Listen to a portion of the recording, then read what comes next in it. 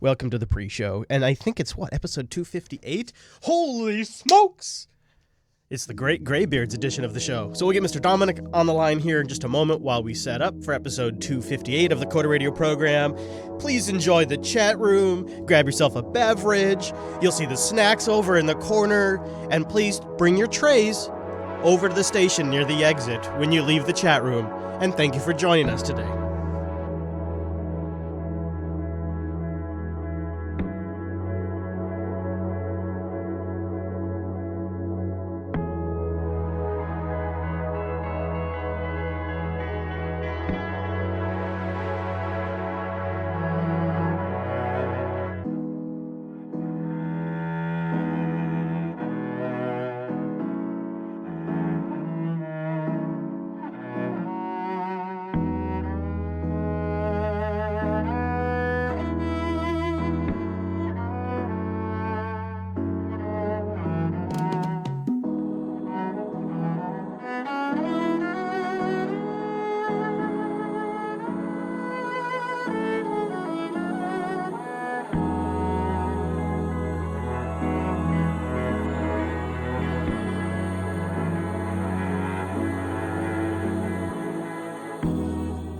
Finally getting a little nice weather here in the Pacific Northwest. I'm going to do a levels check real quick. Please excuse.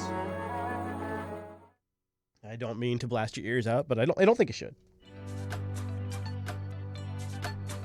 This here's Coda Radio 258 for May 25th, 2019. All right, we call that good. We call that good.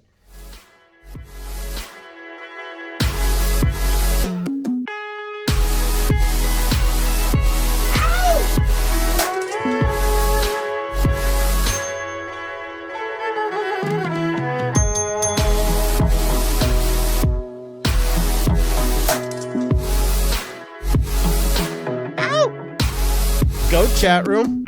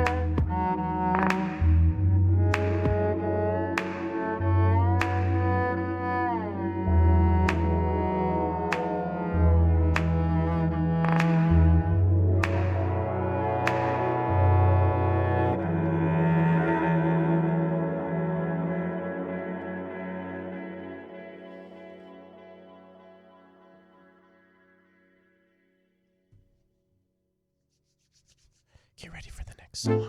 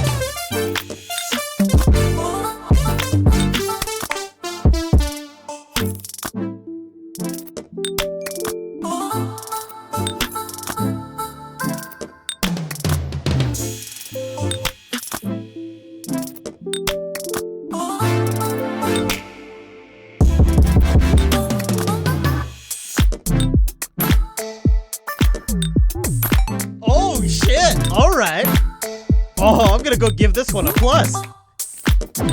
Oh. Oh.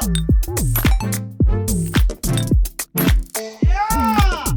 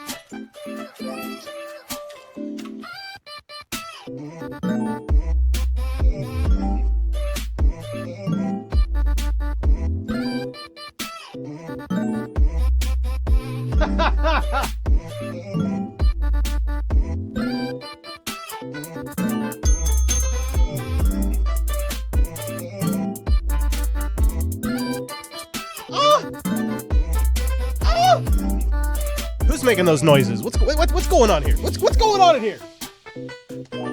What is going on in here?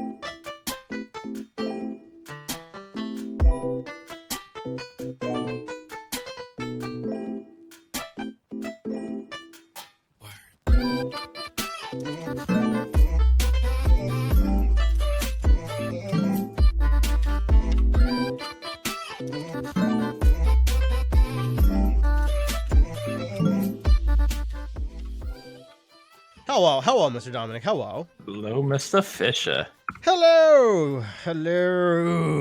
Just opening up some links here. I had just a couple of interesting hoopla things that have developed. A lot of hoopla. How do I sound? You sound fine. You sound fine. You know, you sound fine. Okay. Sure. Let's see here. I think we're gonna do a spot right there. We'll do a little digital O. Digital O. Digital O. You know. Don't tempt me, Mr. Fisher. Digital O, don't you know? Digital O, don't you know? I just came up with that. They should have to run with it. They'll have to make the big bucks out of it. But I just came up with that right here on the spot. So I bet you're pretty impressed by that. I'm not impressed at all. Oh fuck, damn it. Well, there goes my plan to impress you today. That was what I had. That's what I came up with. That was it.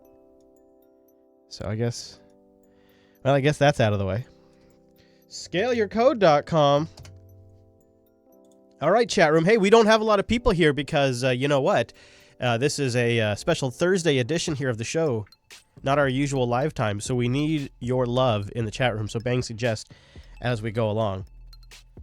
Mr. Dominic is here from the Dominican Republic, and he's connecting. Nice.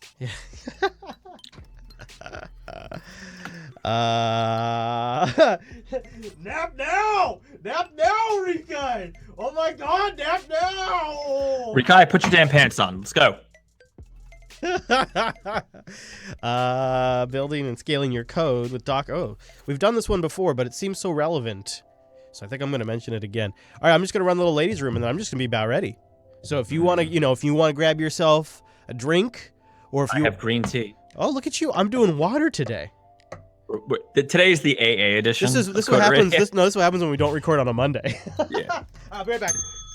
I'm going to say filthy things to the chat room. Hello, chat room. There's not many of you today. I feel rather lonely. I'm not actually in the Dominican Republic. That was a cheap joke on my last name. It's the quality you've come to expect from Jupiter Broadcasting. Yes. Something Linux. My day is not so bad. I had to sell my soul to the process demon today. We now have process calls and sprints and Kanban and epics and color-coded tickets. My soul is breaking a little bit, but I'm okay. It's fine. Did I just sit down and hear color-coded tickets? Is that what I just heard? Did I just hear color-coded tickets? What the hell's going on over there? We've had to go to the process side of the force. You know, color coding works for me. It really does work for me. I gotta say. I mean, we should probably save all that for the show, but yeah, I say. Yeah, we can get off on that tangent if we want. That's fine. Okay. All right. Okay. All right. So let's see here. We've got. Oh, I knew I was forgetting something, and okay. So that was 100%. That was 100% my bad. The stop streaming and start recording buttons are literally right next to each other, and the little wireless mouse, it jumps every now and then, and I totally hit stop streaming. So there we go. Everybody, just enjoy that right at the top of the show. A little killing of the live stream. Probably too much caffeine today is what's the matter here. All right, so that sounds good.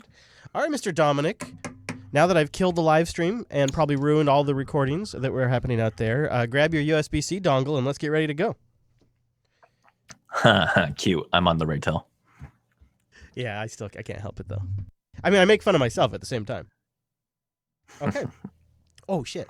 It's 2:58, right? Yeah, I think so. Okay. Get all the demons out before we start. Cough all the demons out. Position the water. All right, live stream. Please, if you're still there and still listening, please bang suggest. We just dumped all of you that weren't actively listening. That's all. Okay, 3.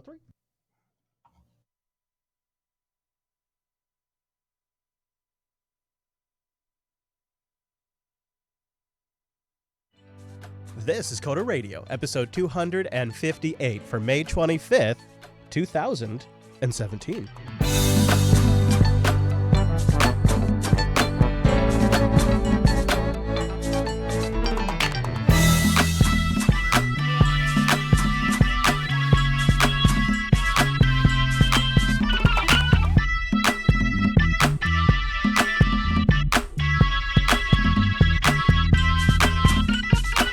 Everyone, and welcome to Coda Radio, Jupiter Broadcasting's weekly talk show, taking a pragmatic look at the art and the business of software development. This episode is brought to you by our two fine sponsors, DigitalOcean and Scale Your Code. I'll tell you more about those great sponsors as this here show goes on. My name is Chris, and joining us every single week, like an eagle perched in his nest, it's our host, Mr. Michael Dominic. Hello, Mike. Hello, Chris. Oh no, not again. I took steps. Jar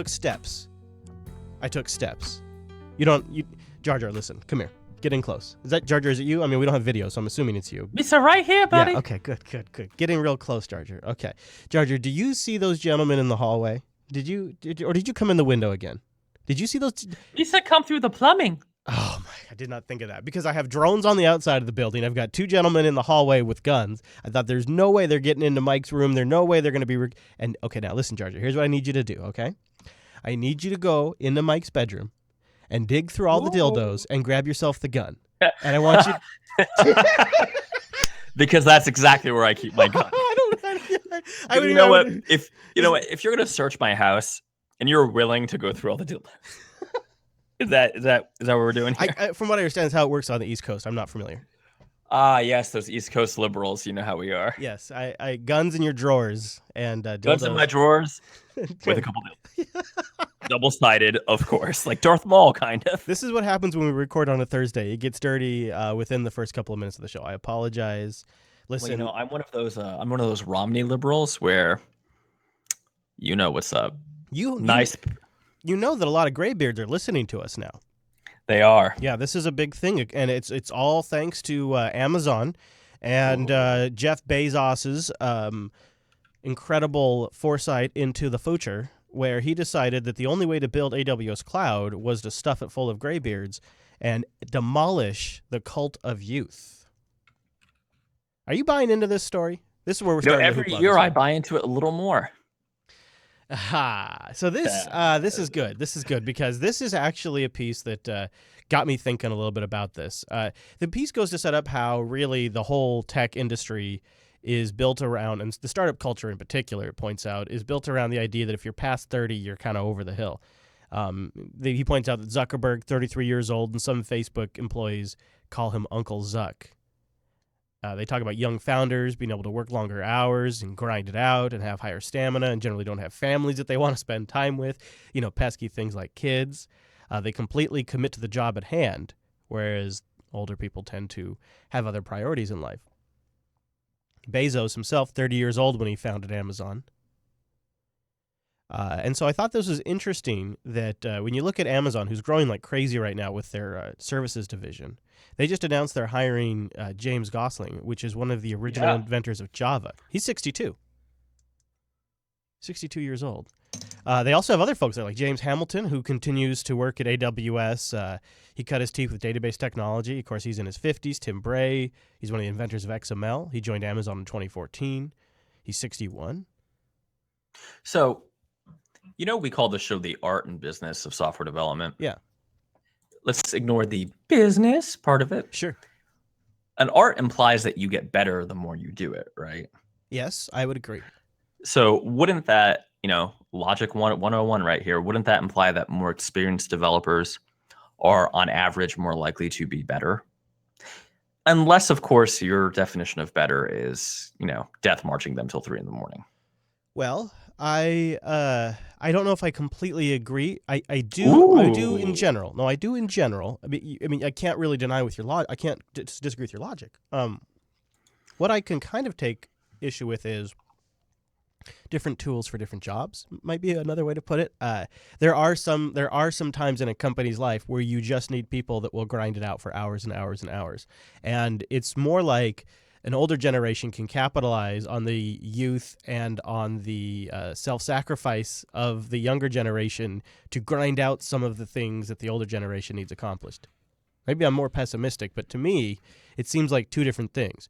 When a young engineer is coming up, she maybe is in her 20s, she's more likely to have to work 60 hours and grind it out. And then after serving in the trenches for years and learning and gaining experience, works her way up the company, becomes a CEO or becomes a middle management, and now all of a sudden is in her 40s, in her 50s, and is not working those same hours. I think it's two different types of worker bees.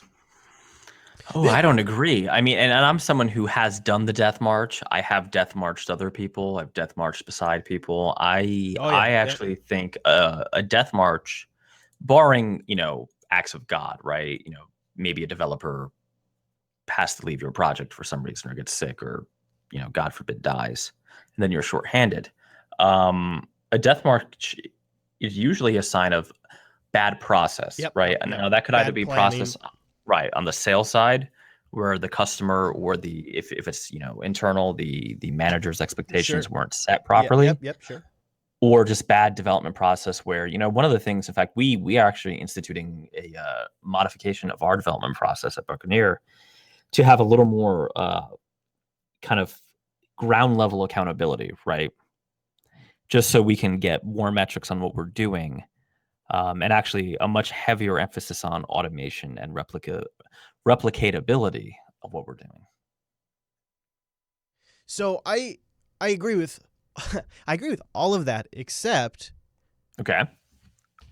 reality still happens. Like you have a ship date that can be ridiculous, or a window of time to get something done because of an agreement with somebody else that is just unconceivably unfair, or you have somebody in town for 2 weeks, and if you don't get that work done in 2 weeks, they're gone, and that work's not getting done. And so there are circumstances there are circumstances that come up that require you to just bust ass in a way that you would otherwise humanly at all costs try to avoid. And I would argue that maybe there's just different types of people doing that work. I agree that it's generally because of a lack of planning. And what this article is trying to paint the picture of, and I think it agrees with you, is that, well, look, if you bring seasoned engineers in, people that are in the range of somewhere between 40s and 60s, that have been in the business for a long time, they've seen some major projects through, if you bring them in and get them working long enough, then you eventually get to a point where you avoid these kind of catastrophes and things even out, which is exactly what you would want from AWS, right? I like the idea that there's a bunch of graybeards sitting around going, what's best? And I say that now that I have gray in my beard, by the way. What's best is if we do it this way, because I've been there when this happened. These kinds of like lifelong experiences they can bring are going to make AWS a more mature, stable platform because it will reflect the people that are working on it. All right, let me ask you about a little thing called Unix. I'm ready. Unix was built 9 to 5 by the good folks over at Bell Labs. Well, it's not just Unix; it's everything. How about the C language? Yeah, look at Microsoft. It was founded by kids that are. It's now run by people that are much older. It's Apple, right? Same thing. In fact, the original founders aren't even involved anymore or dead. The all, even Facebook, like all of these companies that are major players now were started by much younger people that are run by much older people now. In fact, the entire median age of that industry seems to me like it has To shifted. be going up. Well, that's a little unfair, right? The tech industry was actually always an older industry until the personal yes, computer. right. You had your And that was kind of my IBMs, point with IBM and Bell HPs, Labs. yep. I mean, I sort of think that one of the, and this is kind of a personal change for me. You know, it's really, really nice to have, you know, a beer in the office, right? Or to not have to get dressed for work, right? To wear a hoodie or a t-shirt or whatever. But the trade-off between, you know, being lazy for 4 seconds in the morning and not just like combing your hair, and actually like never being able to be off and not having process and not having a disciplined approach to things, you know, the more process we've added, the easier and more predictable our results have become. Now, that's not to say that sometimes we don't end up in situations where, you know, a deadline is creeping up or expectations maybe aren't super well set. And of course, there can be disagreements, right? A development manager can think that something's totally doable. And then sales. A developer might not agree. More often it's sales, right? It's me. So it thinks that something can be done and it can't. But, you know, I don't see a lot of value in the way we've been doing things since, say, 1997, right? I don't think that as an industry. I mean, of course, the proliferation of open source and distributed teams is all great, but in terms of the culture, in terms of the, you know, sleep with the servers kind of stuff, you know, we get this email about once a quarter about people saying, "Hey, you know, it'd be great to have some startup input." I'm kind of thinking that baby should be thrown out with the bathwater. Which baby specifically? The whole startup sleep with the servers hoodie culture. I think it just needs to go. Because you know what? Unix was invented 9 to 5 by people who had families and were able to have lives, right?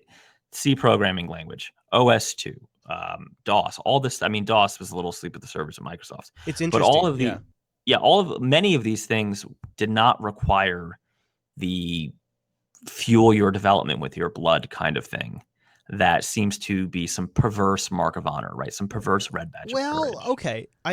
What if you look at it in a different lens, and that lens is years ago, the tools and technology of the internet were more immature, and they had not been fully built out yet or developed, and so more things were being created from whole cloth. People were learning how to set up infrastructure for the first time, discovering the limitations in, say, Ruby on Rails, and having to stack up more infrastructure as fast as they could display fail whales. Like, this was a different time, and there were different sets of requirements, and today, when you go in, like, there are frameworks that you can work with out of the box. There is Ruby and all of these other languages are totally different versions than they were. Many versions different than they were back in this era. So it's, again, I almost look at it like that was the kind of worker we needed for that time. That was the what do we call them? IT heroes. That was the IT hero we needed at the time, and now we've moved on. Technology's moved on. Connectivity's moved on. Virtualization and VPSs have moved on. Like, it's just not required anymore to some degree. And so you're right. I think it should die, but I don't think it was necessarily wrong for its time. I think it was necessary for its time. I don't buy it. I mean, I got to be honest with you. I mean, not to quote Peter Thiel, because I know he's one of the most hated people, rather, in the country right now. But, you know, for all the blood, sweat, and tears that have been spilled, we were promised flying cars and we got Twitter. Yeah. Okay. Fair enough. Yeah, and we got Facebook lock-in. Right. There's no honor in like Facebook Messenger, right? I'm sorry, and I know there's a lot of startup guys who listen to this, but like, you know, emailing me and telling me that you had a great exit from your startup that's a social network is just telling me that you're a great talent who wasted a good portion of his talent. Whoops. What? I don't disagree with you. Actually, I think when you just convinced me. I think you switched me over to your side. Right. I mean, I really think we need to, like, if you are awesome, and this is my bro, because I know you like that word. What is it, dude? This is to the bros who like to email us and tell us about their startups. Bro. Bruh. Bro, Bro. you are a much better developer than me. I will say that if that makes you feel good, because I don't care, because it doesn't really matter. What is most important though is if you are that good, you don't need to be making a new social network. Yeah, I don't need a new way to share photos. We need a way to renew energy sources, to more sustainably grow crops, to automate dangerous jobs such as, extracting natural resources so that people don't have to do that. And maybe, if I could have a flying car, that'd be great too. Hey man, I'd settle for a hoverboard. Like a legit hoverboard. Yeah, that's I would not, because they blow up. I almost bought one, and then I saw No, I mean I want like a Recode. Back to the Future hoverboard, like a Well, I'm Marty assuming you McFly. didn't want to lose your legs, Yeah, I right? don't, I'm I don't. assuming you weren't looking for a. Only slightly more than I still want one. I mean, it's like a 60% ratio. I don't know. So It's you don't rough, want man. you don't want like the Anakin Obi-Wan trim right below the kneecap, just No, slice I them off. probably not. Yeah, maybe one day. Just a quick note of community news. I actually wasn't going to stick this in here, but it's been getting some attention in the Coda Radio subreddit this morning, so I thought maybe I would. And it does look like there's a nice new version, real slick version of Qt Creator, but aside from an integrated text editor, which looks a little Sublime texty and actually rather nice, updated toolbars, they have something that seems like a very, very useful features. I'm looking for it, what they called it. I can't remember. Oh, here it is. It's really simple. You think I'd remember. Qt Quick Designer. So it's going to be a way for you to mock up QML code while seeing a preview. And then, of course, you can use like property editors and things like that with the text editor. So you can click on an area in the preview thing, and it'll bring you to their new integrated text editor. So it could be a really quick way to bang out things that use a QML code for a quick interface for the Plasma desktop or really anything that uses QML, which is more and more. Am I the only one who looks at QML code and it reminds me of the C# Xamarin Forms kind of scripting language? Oh, really? Yeah. I mean, I know. Yeah, okay. Yeah, it really does. Huh. That makes sense. Yeah, I actually think, I don't know, to me, QML, I think, is a sleeper hit. I think when you combine it with the ability to do live previews, then it starts getting like approachable to somebody like myself. Now, does it run well on your Mac? Wow, dude, that was an attack. Don't you have a MacBook yourself? I'm broadcasting on a Raytel right now. I have no idea what you're talking about. Well, I'm broadcasting on a custom-built Linux box right now. So there you go. You can tell when I'm on the Mac because the sound quality is better. Oh shit! No, damn it. No, I actually find myself not using it very much when I'm not editing. Because it's, Yeah, I weirdly use the Linux machines at work and the Mac at home right now. Yeah. I just recently grabbed the old MacBook to do a couple of things on it, to grab a couple of things, and I noticed I don't like the old trackpad as much, whatever that's worth. There you go. But you know what runs great on your MacBook there, Chris? Besides Final Cut, not much. What? Bad managers. Oh. We have feedback. Oh, boy. Oh boy, are you ready to read this? Because I lack the stamina. Oh, was it actually an email that came in? Was it actually? Oh, a giant pastebin. Oh, I don't see it. I just see the where you said Chris. Oh, I see. Oh, that one. Oh, okay. Serious. This is serious stuff. And don't forget to read the postscript. It's about Jar Jar. Oh God, dude. I know how you are with ignoring my man. No, I'm fired up and I'm ready to go. I've only had bone broth for breakfast today, so hopefully I don't get triggered. But here we go. This comes from Untitled, and he says, "My team recently got a sub manager." Okay. First of all, what the fuck is a sub manager? Dude, I've been there, and it is triggering me already. She says, and this reminded me of everything she's doing reminding me of an earlier episode where Mike had talked about some management classes he had taken. We're now doing this thing called North Star. All of our time is blocked out in 15-minute increments. Short talks with coworkers need to be entered in as meetings. Small talk is discouraged as we are quickly interrupted by our new manager and asked if we're having a meeting, quote unquote. Getting up from our desk to take a short break is discouraged, and if we do so, we need to put a block on our current task to show that we were away for that moment. Everything we do requires tons of paperwork and evidence to make sure we are accountable for our time. Everything we do needs a hard due date, even when the problem isn't properly scoped yet. This made me remember an earlier episode where Mike had talked about managers making employees produce artifacts to make sure they had someone to point the finger at when things just don't work out, because Jar Jar knows it can't be management's fault. Basically, the whole team is at a loss for what to do. All joy's been sucked away from the job, and quality is taking a big hit. That's interesting. Had this new manager been a new employee, we could have done something. But they have been here forever, and it's good ties to executive leadership. Maybe the only thing left to do is leave. Beware, North Star. Also, Episode 1 was a great movie. Jar Jar was awesome. Yes. Star Wars is always for kids. A bunch of teddy bears took down a technologically superior empire with sticks and bricks. Hashtag Apple Action Show. That's a great feedback. See, you were doing so well. That was a good piece of feedback, actually. I really thought that whole thing was pretty great. Wow. So, talk about taking the art out of software development, right? I mean, that's really what's happening here at a meta level, is you're just killing all the art in the process. It's like the Bobby Kotick of web development. It's like how we make teenagers get up at the butt crack of dawn to go to school so that way they can be sleepy, and we just completely ignore the biological fact that they need more sleep. It's Or same like thing. guys who are bordering 30 have the same problem. Yeah, well, or like myself, I've been really, really analyzing my productivity time, and I've definitely noticed that after about 1 o'clock, it starts to slide. And so at first I felt like I was a real jerk. Like, look at me, I'm self-employed, and after about 1 o'clock, I don't get much done. But what the flip side of that is between about 7 a.m.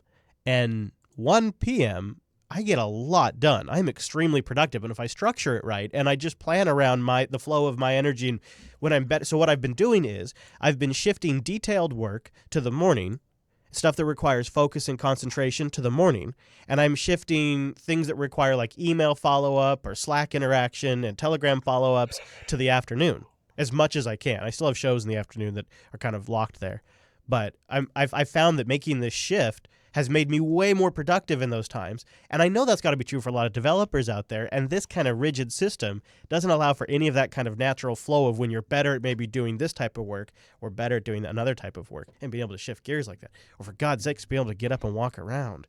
Wow. So what do they do, Mike? You got to go find a new job. Really? Yep, you're screwed. You don't think that if a group of them got together and put together a letter that they all signed and sent it to management? Kind of like the State Department. Yeah, sure. Maybe a memo. I mean, I guess it depends on how much you actually care about the job. If this person's if this person's truly like this, it's probably not a secret to other people. Well, I would also wonder what kind of environment it is. Is it an agency? Is it a product shop? Is it IT supporting a business? Yeah. Because that makes a big difference, right? If it's an agency, for example, a reason she meaning the manager may be insisting on all these artifacts is because they have to justify their invoicing, right? And maybe they got some pushback, and she's trying to kind of protect the developers from that, which is something managers at shops tend to do, right? You tend to not tell the developers that whatever. More likely than not, that's not the case, just based on the statistics of the industry, and that this is just a manager who's trying to control something he or she, or rather she in this case, doesn't understand. Yeah, and this is generally what you see is when the least amount of understanding generally leads to the most amount of ceremony. Has been my experience. So, right, or God forbid they took an agile seminar. Right, and so it's like it. Could you imagine from their perspective for a second what a fucking relief it is? Like, you have no idea what these people are doing. You don't speak their language very well. You know bits and pieces, and you feel like you pick stuff up pretty fast, but it's still years and years of stuff you don't know. And on top of that, these people are kind of smart, and so that's a little intimidating because these are some of the smartest people at the company, and I got to step in and tell them how to do their jobs. What the fuck am I going to do, right? So this process gives them a system to follow that they can have confidence in, that they can tell management about, that management can understand, that they can have confidence in. It's an agreed structure that even goes down to the developers, that at some level there's even developer buy-in. So everybody's on the same page with the system. And so as long as we're all following the system, we can manage the system. And that, I honestly believe what I believe what it's about. I could be wrong, but that's what I believe it's about. And if that rubs you the wrong way, if that doesn't give you confidence and security, like for some people it does, I too would go find a new job. Yeah, I mean, process is tough, right? I've been on this long journey of like finding out what is the right type and right amount of process, and not enough process is bad because it makes you inconsistent. Yep, yep. But and I have many customers who are like this. They just like serve their process, like where the process becomes kind of like its own monster that takes over. You sort of end up building the business around a process. Just like I'm learning, you'll often build a business if you have real estate and property. You'll start moving the business around that property and real estate. Like we are, Right. we're considering doing things at this place that would make us sort of permanently here. And it's like, well, do I really want to shape the business around a building, or should the building match the business? It's the same with process. Do you want to shape the business around a process, or should the process shape itself around the business? It's tough, right? I mean, Yeah. life is hard. Get a new job. I'm Yeah, sorry. I would really say it's time to start job shopping and It is. I mean, and be honest, and you don't have to be angry. Like, accept that this is the reality of the industry and try not to hold a grudge and try to be understanding that this is just the way it goes. And if you have an exit interview, be honest, but don't be confrontational. well, the other thing is a little bit of empathy might go a long way, right? Like, there is a very small chance that your manager, she could actually be like mean and evil, but more likely she's under some sort of pressure. And that's what middle managers do, right? When they're getting heat from upstairs, they start demanding artifacts. Why? Because they need to defend themselves. And they don't understand. They can't check out a Git repo. So write me a status report, right? Like that. I'm not saying that's the case, but before you take a position of confrontation or it's you against her, you have to think that unless she is just preternaturally evil, she wakes up in the morning, decides she's going to torture you, it's more likely that something is driving her to be this way. Yeah. And she's got to be able and to I have to be honest, quantify I've been work. on both sides of this table. Yeah. And on the manager side, the minute I have to start comping invoices or anything like that, I start demanding to see these kind of artifacts, not because I don't trust developers, but because I'm building a defense if I need it later. Yeah, that's true. There is that aspect of it. And if that's how the organization can work internally, sometimes you do have to have your ducks in a row, so that way if it comes to confrontation, you can properly. Well, and also like when you're building artifacts, if you're actually doing a lot of work, Git log is your best friend, right? So just Git log filter based on your commit name. If it was truly me in this position, and I've been in similar-ish positions, what I would do is I would start job shopping immediately. So that way you have backup plans. Because one thing you'll discover is even if you start getting interviews and you start getting some leads, that's going to change your entire life. All of a sudden, a huge weight will be lifted, because once you realize you don't need them, and even if you feel like it's a huge shift when somebody actually else wants to hire you, and then all of a sudden, you would probably find yourself willing to go sit down and have a conversation with that manager and explain what's going on and explain the hard position that you're in. And depending on how that conversation goes, you can opt to take the new job or stay with the current position. And you have the ultimate flexibility. You also have a way to communicate to that manager your feelings that maybe will sink in a little bit and help shape the way she manages the I would project take it a going step forward. further. I mean, I would not have the conversation until you had the new job lined up, and I would take the new job, because this kind of problem, it's not really her. It's not probably under her control, right? It's a process problem. It's there's something wrong either with the relationship with the end customer or with the end executive if it's an internal job or whatever it is. I completely agree. Yeah, exactly. Yeah, that you're not going to be able to fix, and frankly, she probably can't fix either. That's why I say get the other job lined up, and then there may be a snowball's chance in hell you're going to stay there, but you have the option. They might offer you a big pay raise to stay, but that's unlikely. Yeah, exactly. Well, Mr. Dominic, speaking of a raise, give yourself a raise by switching to DigitalOcean. What? I know. If you use our promo code CODERDigital, you get a $10 credit. You apply that to the account, and you can cook around with DigitalOcean for free for 2 months, because the base rig is $5 a month. Really easy, simple to use dashboard that has a lot of flexibility and power, like the ability to choose data centers from all around the world, bake in SSH keys, SSH, and also set up your DNS. It's a great system. If you have, I go to Hover and I register a domain name, and then I set up the DNS to forward to DigitalOcean. From that point forward, like if you use the same names in the DigitalOcean dashboard that you used in DNS and on the droplet name, magic happens on the back end. You get stuff done on DigitalOcean in seconds that in the past would have taken days, and back when I was doing it took weeks. Like, it's incredible, and the infrastructure is unbeatable. It's all SSDs, 40 gigabit E connections into each single hypervisor. They have the nicest API. It's super straightforward and clean and well documented. Speaking of documentation, they also have some of the best documentation online, like how to monitor services and hosts on Ubuntu 16.04, how to use different types of hosting environments like KDE on Ubuntu, an introduction to continuous integration, delivery, and deployment just itself. These are so well documented too. Like, let's take this introduction to continuous integration and delivery and deployment, and look at this thing.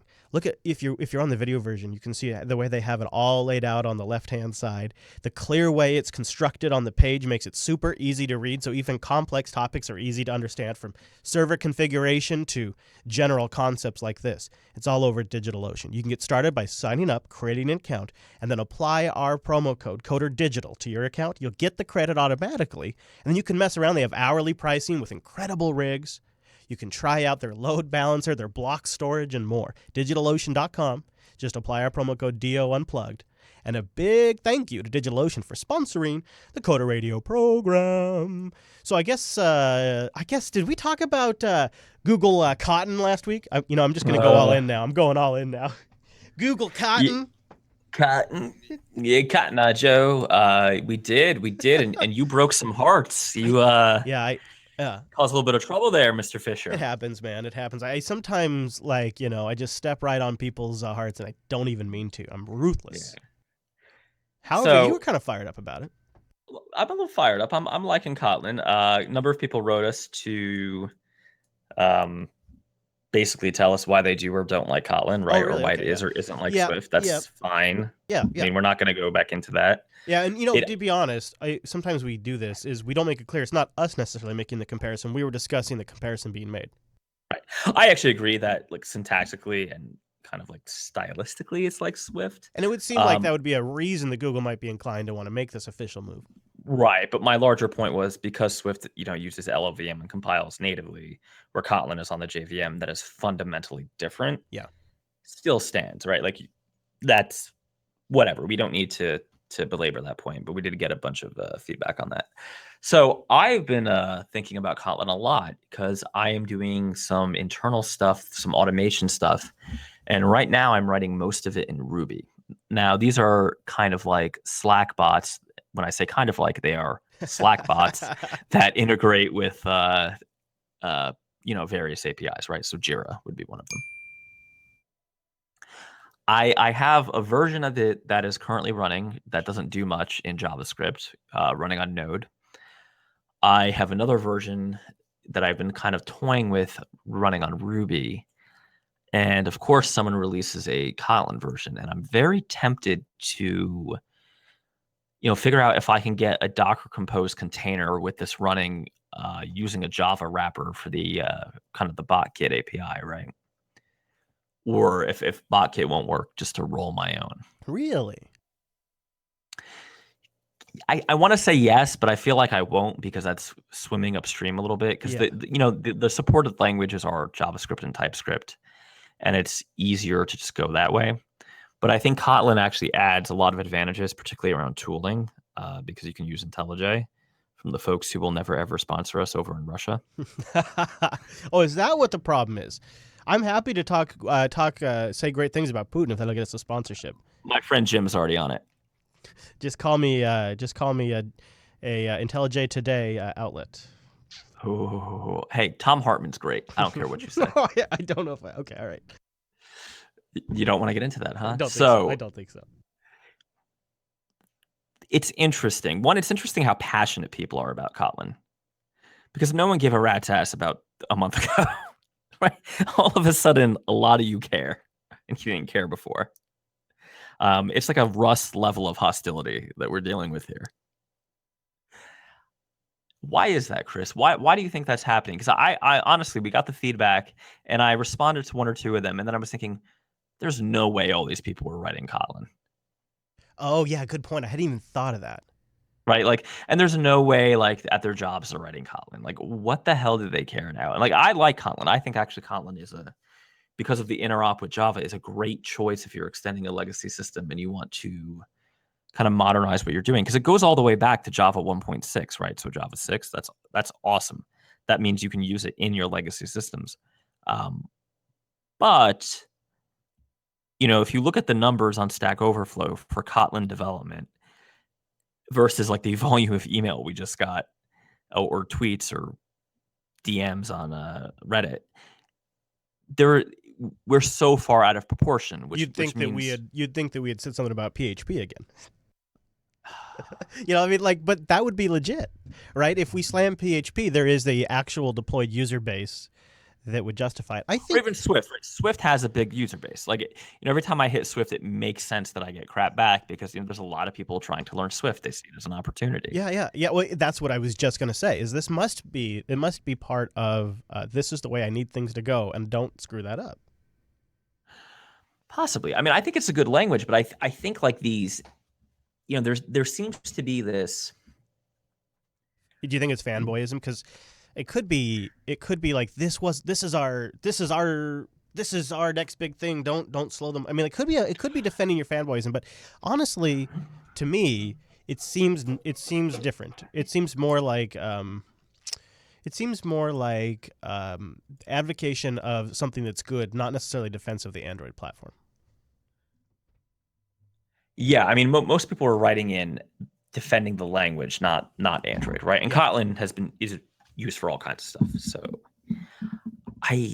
one of the things that was interesting is we had people kind of emailing and saying, see, look, it's just like Swift. And then other people saying, how dare you compare this to Swift? This is not like a Me Too product. Kotlin is older than Swift, guys. Like, Kotlin was released publicly before Swift was. Yeah. Now, I don't know when development began in either of them, and that's not really material to the argument. But does it matter?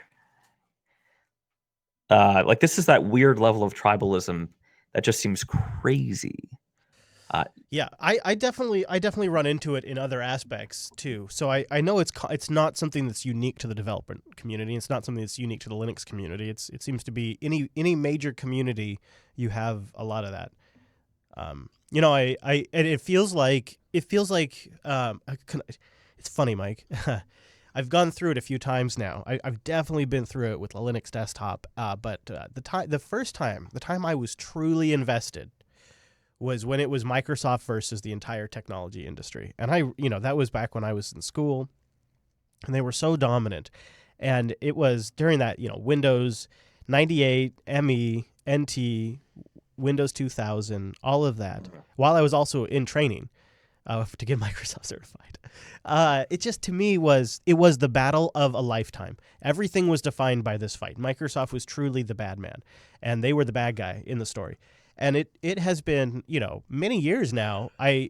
If I really am honest, probably I still have a bit of a grudge way deep down, but it's not really there anymore. It's begun to fade. And now that I'm really almost completely on the other side of it. Now, this is, of course, this is also like 20 years later, and I'm still just saying I'm barely on the other side. That's how deep this thing ran for me personally. But now I'm looking back at it, and it feels like such a huge waste of time and energy. Today I saw a tweet that really kind of blew me away. People are porting the ability to do Windows Dynamic Link Libraries, DLLs, to Linux. Right. Microsoft has announced that they've put the Windows source code up on Git. They now ship 3 different types of Linux, or they soon will ship 3 different types of Linux distributions in the Windows Store. Like, it all feels like, what was the point? It was so much wasted energy and grief for something that really didn't matter. And the market just changes and shifts over time, anyways. And I feel like I've also been fighting that tide with the Linux desktop. Like, I've been fighting for the Linux desktop for 11 years. To what end? Same thing. First of all, who the hell wants DLLs on Linux? Well, if you want to run Windows Defender on Linux, how else are you going to do it? That's awful. DLLs need to go away. Like, You know what? We don't need to replicate DLL hell on another platform. I mean, there's obvious uses for it, but yeah, I agree. You could, Yeah. I mean, you could obviously, it'd be good to have some. Well, but that's kind of the point, right? Like, and you made a mention about how you were kind of younger and just learning, and I think that's kind of what the difference is. You know, most of the people who had really strong, I would say, slightly religious opinions about this stuff were younger, and it kind of makes sense, right? Because when you're learning, you and we say it like every other week, and I know we sound like grumpy old men, but look at what happened to me with Objective C, right? You saw that shit live. I invested a lot of my career in Objective C, and then it was gone.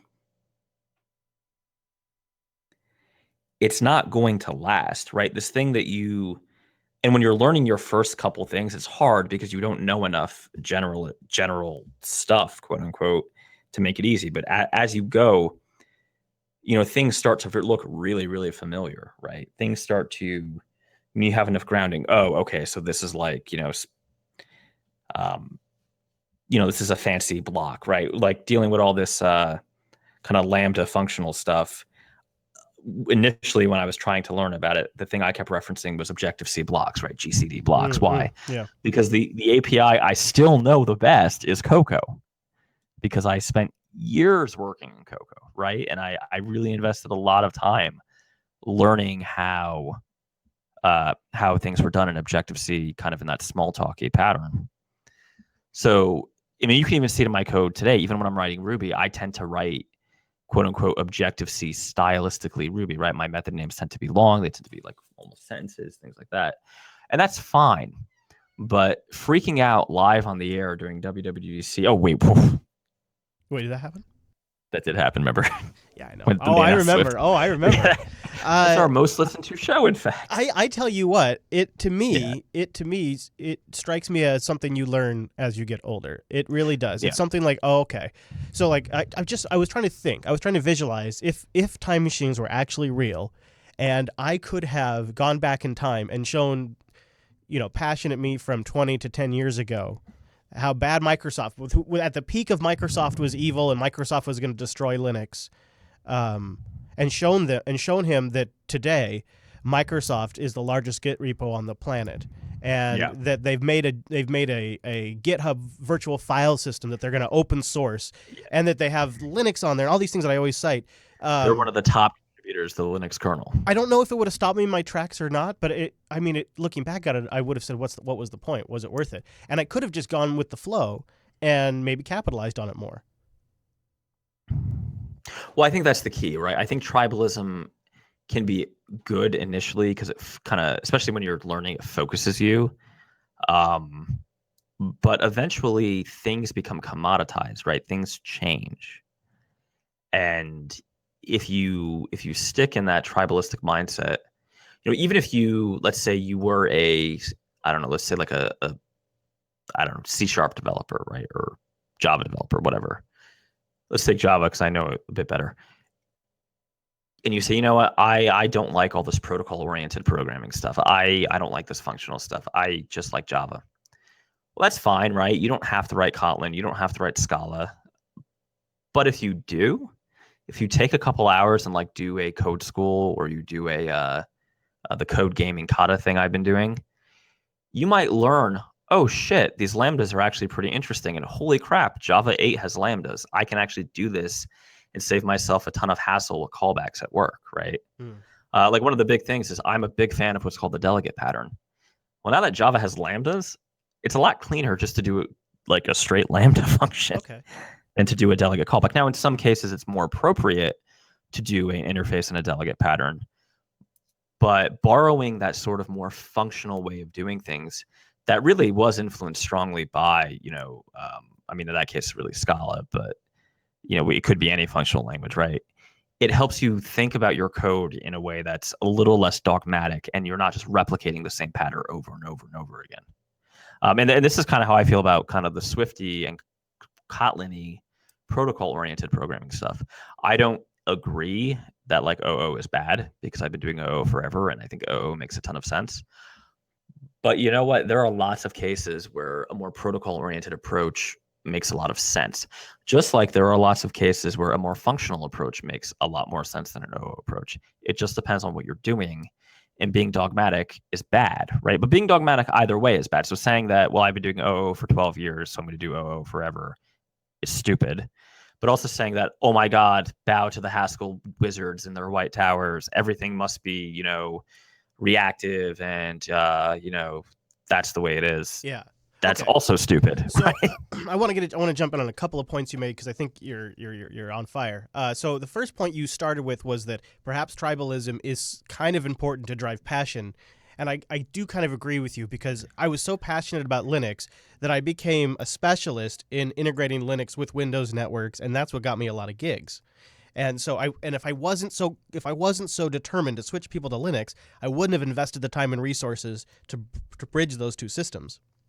And so you could be on to something with that particular point. Also, I'll say this. I got to kind of agree with Azure in the chat room, and he says, looking at this optimistically, Kotlin and Swift, again, he says optimistically, do one thing well, and that's promote safety across the board, which is going to be actually good for mainstream programmers. And I think that's kind of where we're ending up here is if you take a step back and you take off your evangelist hat.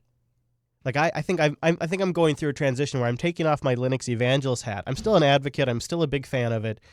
I still am going to use it, but I don't really feel the need to push it onto anyone else. And if people want to use Windows 10 or people want to use a Mac, I literally that does not faze me. They're running Fedora on Windows 10. Yeah, well there you go. Good, more power to them. Gets more free open source software on Windows boxes. So I look at this, and maybe it is because my beard is literally going gray. But I think going back to our first topic, with age does come a little wisdom. And so now I'm like, well, I'm going to use Linux to do my job. I feel like I landed in this position where I'm not going to be an evangelist anymore a couple of months ago. But yeah, in the last few weeks, we deployed all Linux in our studio. Like I'm still going to use it for my job, and I can still talk about why I think it's good for that. But I'm not. But I'm just getting a job done now. I'm not here to sell you on anything.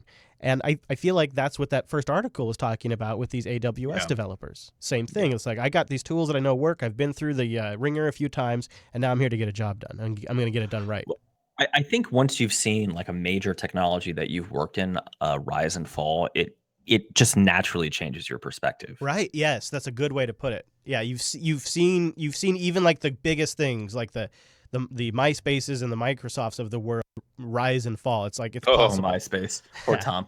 Hey, man. Hey, I'll be his friend anytime. He seemed like a good guy. All right, Mr. Dominic. Well, we have. Do you have any other thoughts before we move on the Microsoft using Git? And they've also developed GVFS, which I guess, I did Git version file system. I did kind of want to share a couple of stats with you just because this is kind of a monumental moment. And so I thought maybe we could just cover a little bit. So the Windows code base is approximately 3.5 million files. And when it's checked into a Git repo, it's about 300 gigs. Windows team is about 4,000 engineers. Yes, I said 4,000 engineers. They produce 1,760 daily lab builds across 440 branches, in addition to thousands of pull validation requests. They moved over. This is incredible. They moved over from an existing in-house system that they'd kind of forked for their own system. Check this out. So the first and largest jump happened this year, 2017, March 22nd. It's just a few days ago. They rolled out to the Windows One core team, which is about 2,000 engineers. Those 2,000 engineers worked in Source Depot on Friday, went home for the weekend, and came back Monday to an all-new experience based on Git. And Microsoft has had to build this GVS file system to essentially make Git work for a project at this scale. And one of the things they're doing that they outline in this blog post that I have linked in the show notes, they've set up 20 Git proxy servers using Azure to help distribute the load of all of their developers. 20 Git proxy servers. Well, actually, they're GVFS proxy servers. It's fascinating to read this, and they have so much details in their blog post. They say overall with Git and GVFS, it's completely usable at a crazy large scale, and the results are proving that our engineers are effective. At the same time, we've done a lot of work to get the performance to a point where our engineers are happy with it. In fact, they talk about some of the benchmarks here. It's nuts. And they also they surveyed their own developers to see how they rated their approval with the system, and they overall they rated it somewhat satisfied. 54 were very satisfied. 54 were also somewhat dissatisfied. 17 were very, very dissatisfied, but 126 were somewhat satisfied.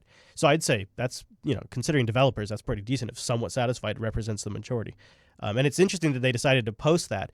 It's only 251 people out of the 2,000 that they surveyed, but they said, "Welcome to the world," trying to get people to respond to surveys. They're pretty frank in their MSNDN blog post about this. It's pretty neat to see them doing this, and then they're releasing GVFS as an MIT licensed project on GitHub itself. So it's out for community contributions right now.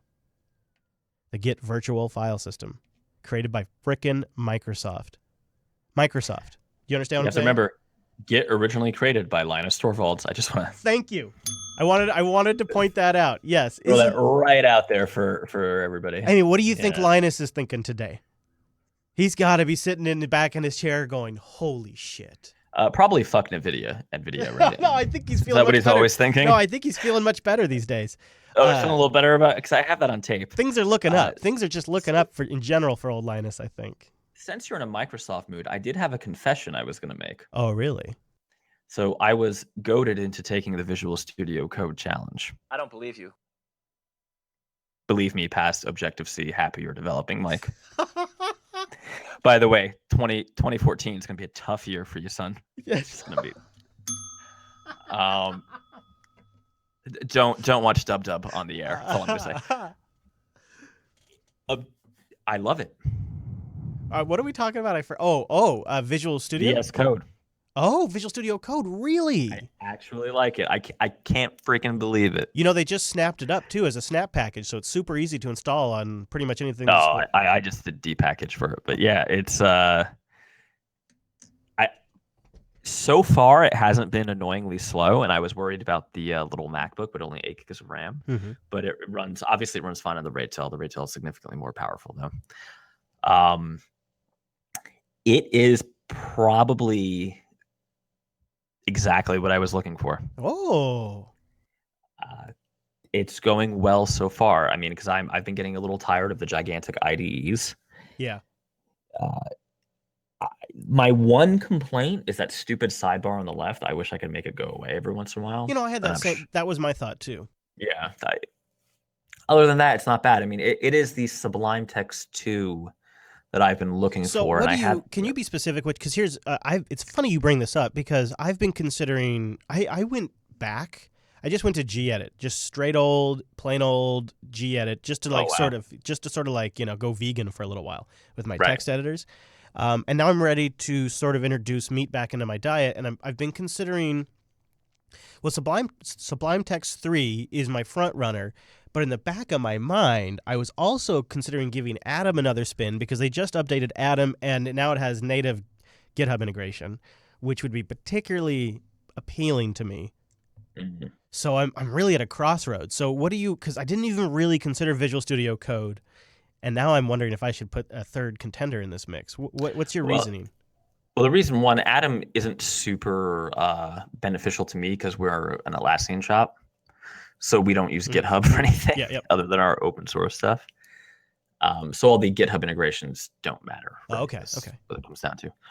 I like the IntelliSense, and I feel like it's slightly, now granted, I haven't tried Atom in months, so it's a little unfair, right? I'm trying the most recent version of Visual Studio Code and Atom from like 6 months ago. It's been more performant than I found Atom. Again, that could be just because it's newer and they fix stuff. I like the Vim plugin is pretty good. It lets me have kind of the best of both worlds, because previous to this, I was just working in Vim. It was either giant JetBrains IDE or Vim on the command line, and never the twain shall meet. And I was okay, but sometimes configuring big IDEs isn't fun, particularly for anything that wasn't like RubyMine, because it's one of those things, right? I had RubyMine set up just so, right? Every time I get a new machine or I have to spin up a VM to do some work, it's a huge pain in the ass. Where using something like Vim, or Visual Studio Code. It's just my local environment. So whatever setup in my environment is sufficient. I will say that installing plugins is very easy. I am concerned. I'm running it pretty plugin light, so I'm running Vim mode, and I'm running I have a theme pack because I like the Tomorrow Night themes, and I have the Ruby add-on to do intelligent highlighting and some debugging stuff for Rails. But beyond that, I don't have many plugins running at all. And I do have a concern, given that it is an Electron app. What would the performance characteristics start to look like if I did decide to just load it up with plugins? Yeah, or if that 8 gigs of RAM becomes memory constrained and yeah, and to be fair, right, I do most of my work on the Raytail, which has 16 gigs of RAM. Power and is a much bigger machine. Yeah, but that's a fair point. When I'm on the road, you're still making me think I should give it a shot, though. I think you ought to give it a go. I mean, for your purposes, I'm not sure how much it matters. For me, I have a problem with misspelling API calls and things like that. And I'm finding the IntelliSense and Visual Studio Code really fast and really good. So that just saves me from a bunch of kind of stupid errors. Yeah. I'm also liking for HTML and CSS editing. It has the split pane. I don't know if you saw this feature, Chris. Yeah. Yeah, it's almost like if you guys remember Dreamweaver, when Dreamweaver was a Macromedia product way back in the day. Yeah. You could edit the code and then have a split pane of what it would render to. I feel like most most advanced text editors now that you can usually get a plugin that'll do that, but it's WebStorm can do it too, right? Yeah, that's what I was using for HTML before. It was WebStorm. Yeah, another JetBrains product, comrades. I'm just saying. Vlad. A hearty privyet. I don't know what it takes. Mr. Dominic, we have a little more to get to, so let's take a second here. Sorry, I just got distracted. But Satya, can I have my money now? Yeah, right. I wish. ScaleYourCode.com. Go there to learn from successful developers. You get access to interviews, inside looks, and tutorials once you subscribe to their low-flow mailing list. ScaleYourCode.com. Go there, sign up. No promo code, no nothing, no creating accounts. It's just basically a way to get access to interviews with experts. You can listen to what top-notch professionals have to say about their real-world problems that they themselves have had to solve. We've been talking about some of these people that are really established in the community and been working for a long time. This is it right here. This is where you go, ScaleYourCode.com, and get access to their insights. We've talked about this one before, but it comes up on this show because I think it's particularly relevant to the subject that we talk about. And so I know as we talk about it more, maybe some of you are getting curious. One of the interviews that I would love to point you to if you're a fan of the Coda Radio program is this one here with Thomas Meeks. It's building and scaling code with Docker. So they are Code School. If you're not familiar with Code School, then you probably haven't listened to this show for a while. But they use a service-oriented architecture, and they use Docker to power some of that. And Thomas Meeks is Code School's CTO. And so you learn how they use a service-oriented architecture to spread that load around. They also talk about Docker, which they use in some of their newer coding sandboxes. And they use it also to run students' code and verify it safely. That's a fascinating use for Docker. And it would make sense Code School would do something like that. So you go to ScaleYourCode.com. You sign up on their mailing list, then you get access to the interviews. So go to ScaleYourCode.com to get in there. And, get about 2 to 3 emails a month, I'd say, probably. It's not bad. And trust me, I would notice if it was. ScaleYourCode.com. And thank you to Scale Your Code for sponsoring the Coda Radio program. And now we transition to Medium.com, where we talk about how protocol-oriented programming in Swift may have saved one developer's day. It's an iOS engineer at PayPal at that. Yeah, this is pretty cool. So I don't want to get too deep into this because I realize we're coming up on your hard stop. Oh, my hard stop. I thought you had a hard stop today. The only thing that's hard around here is... Oh, Chris. What? No, I was just going to say taxes. They're hard. They're rough. See, now I have to go kill myself in the bathroom. I could, I don't really have much. I mean, I could make something up. Though, if you need me to. No, you're good. Yeah, so actually, let's save the protocol-oriented stuff for next week. Okay. All right. And let's talk a little bit more about Chris Fisher's conversion to Macintosh. Wow. Now I will tell you, if I'm in full disclosure, it has crossed my mind to just use the MacBook Pro as the main desktop a couple of times. We don't plan this stuff. I just assume it crossed his mind. That's why I do this. Because it's a big investment. So it's like, okay, if I'm going to invest in this and make it a good editing system, well, then that's going to be a multi-monitor setup, and it's not something I'm going to do right away. But over time, it's just, I don't know. But I so far have not pursued that endeavor. I have stuck when I just want to sit down and get work done, there is something about there. I don't know. I can't quite explain it, but something about the GNOME 3 work environment. Maybe it's just that I've been using it for so long.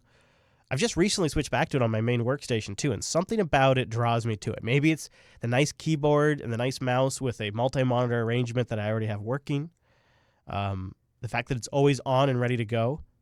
I don't know exactly, but I find myself more and more drawn to when I'm working at a desk to want to use my Linux desktop. So it hasn't. I feel the same yet. way. I think GNOME 3 actually performs really well on a big screen, and not so well on a small screen. Yeah, well, I mean, this is what I'm finding, but yeah. I've been sort of feeling the same thing, but what's weird is the Mac is becoming like a specialty machine for me. Yeah.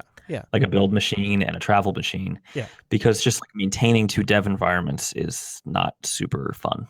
So I have done a couple evaluations. Like I've set up iTerminal or whatever it's called to give me a drop-down Quake-like terminal. I've briefly played around with Brew, which seems to be a pretty competent package manager that's also available for Linux, it turns out.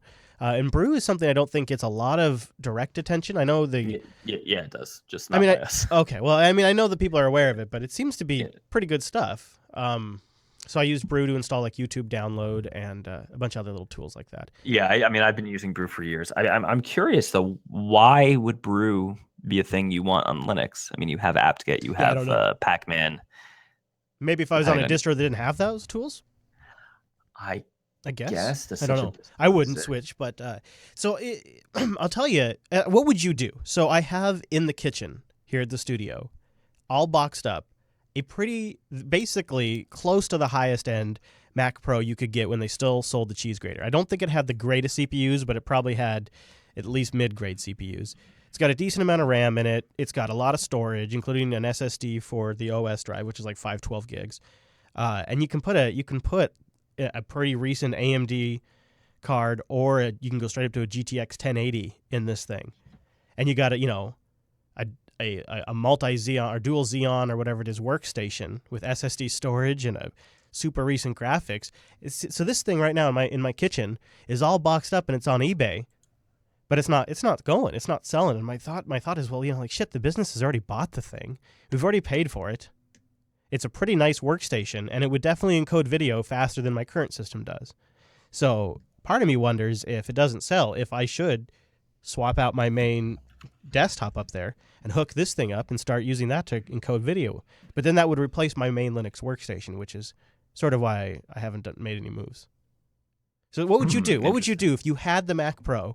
You bought it 2.5 years ago, so the business is already paid for it.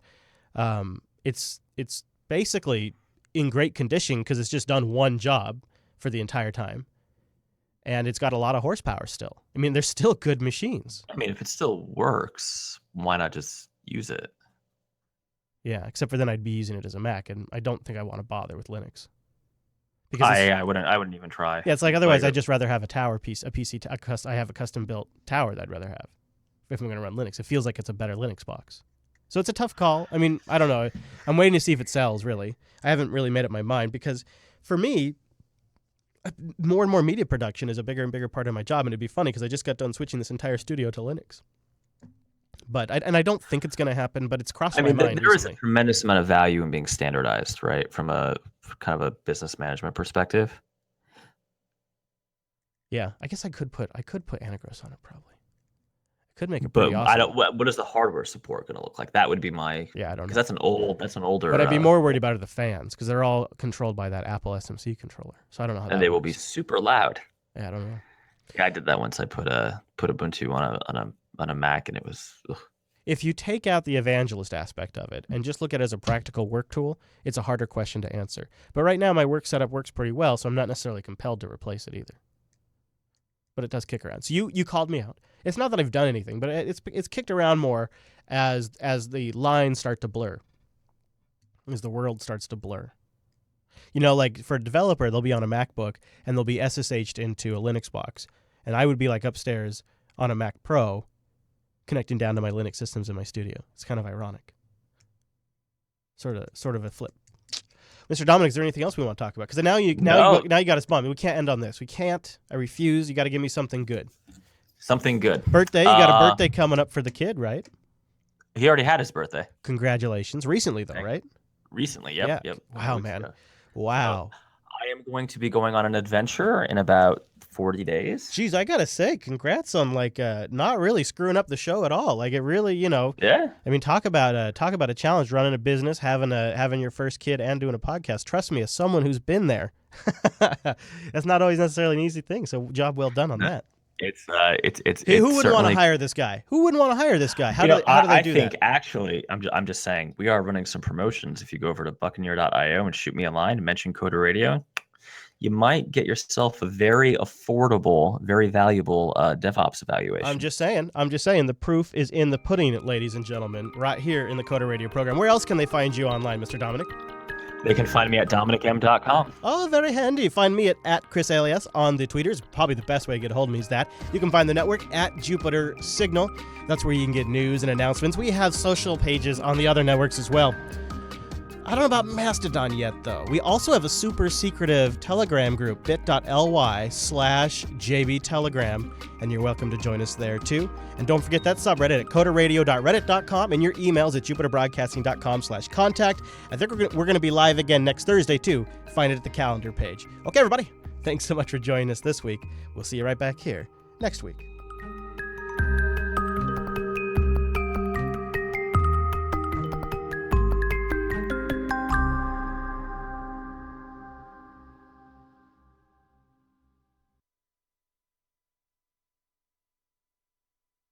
Oh, good show. Random show. Randomly good show. Hopefully we didn't end it on too much of a downer. I tried to pick it up there just for a moment at the end. Oh my God, I love that title. Which one is that? Bad Process Sig Kills. What is it? Bad Process Sig Kills. Like that Sig is Kill good. That is good. Yeah. I'm voting for that. That's pretty good. Although the Graybeards thing was kind of a thread throughout, which is nice too. True. The Graybeards one. Let's see. Beards kill Parker.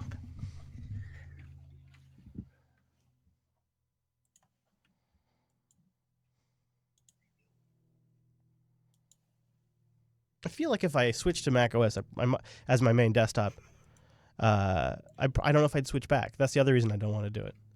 Well, it would just work. It would just be functional. It would just work. It's very seductive, right? And then you have your iPhone and iMessage works, and yeah. Yeah, that would be nice too, because my kids and my dad get me on iMessage. Yep. You'd never come back, and then you'd be buying a BMW and then a Series. No, I'm going to go right to the Tesla. Right to the Tesla? Wow.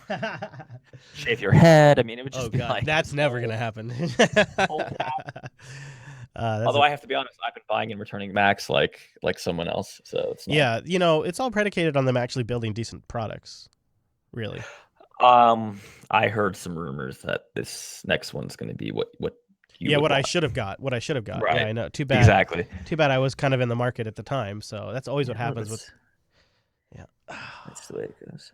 Yeah. Yeah. And the thing is, if I got a more powerful one, I'd probably switch.